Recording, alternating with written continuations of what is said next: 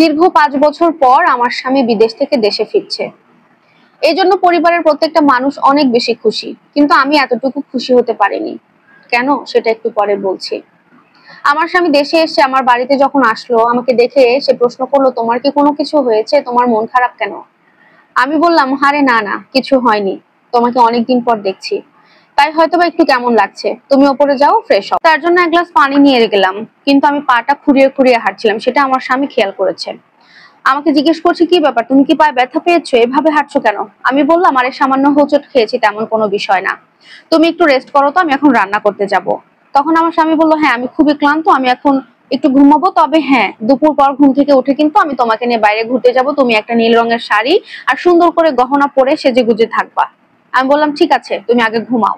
তারপরে রান্না বান্না শেষ করতে করতে ঠিক সে টাইম অনুযায়ী ঘুম থেকে উঠে খাওয়া দাওয়া করে এখন আমাকে বললো, তুমি যাও তো, রেডি হয়ে নাও, এখন আমরা ঘুরতে বের হবো।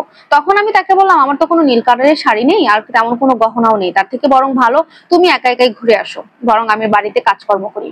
তখন সে একটু রেগে গিয়ে বলো, তুমি ফাজলামো করো, এতদিন পর দেশে আসছি, তোমাকে নিয়ে ঘুরবো না, তুমি যাও আগে ড্রেসটা, একটা শাড়ি পরে আসো সুন্দর, আর গহনাগুলো পরো।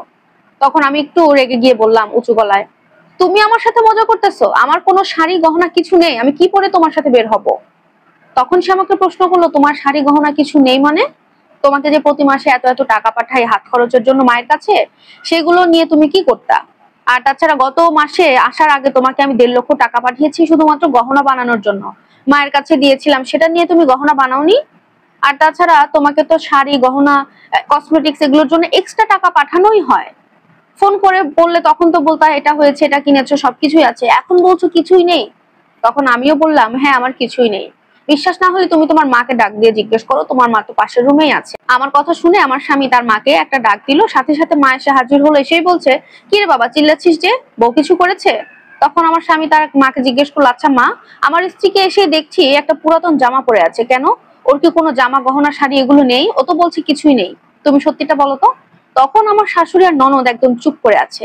আমি বললাম, শোনো, তারা কি বলবে, আমি তোমাদেরকে বলছি, তুমি যে মাসে মাসে আমাকে হাত খরচের টাকা পাঠাতে, সেটা থেকে আমাকে একটা কানা করেও তোমার মা আমাকে দিত না, আমার বাবার বাড়ি থেকে টাকা নিয়ে এসে আমাকে চলতে হতো।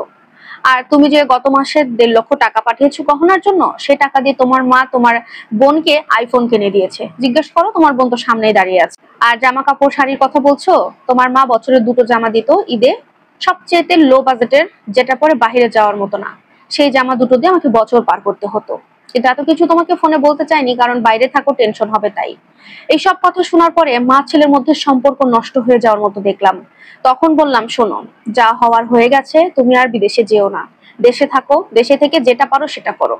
আমার স্বামী কোনোভাবে রাগটা কন্ট্রোল করে আমাকে বলে, ঠিক আছে, যা হওয়ার হয়ে গেছে, আমি আর বিদেশে যাব না, তোমাকে কথা দিচ্ছি আমি দেশেই থাকবো। এখন তোমার যেটা আছে সেটা পরে রেডি হও, চলো আগে তোমাকে শপিং করিয়ে দেবো। প্রিয় দর্শক, এটা ছিল একটা আপুর জীবনী কাহিনী। আপনাদের কাছে কেমন লাগলো কমেন্টে জানাবেন। আল্লাহ হাফেজ।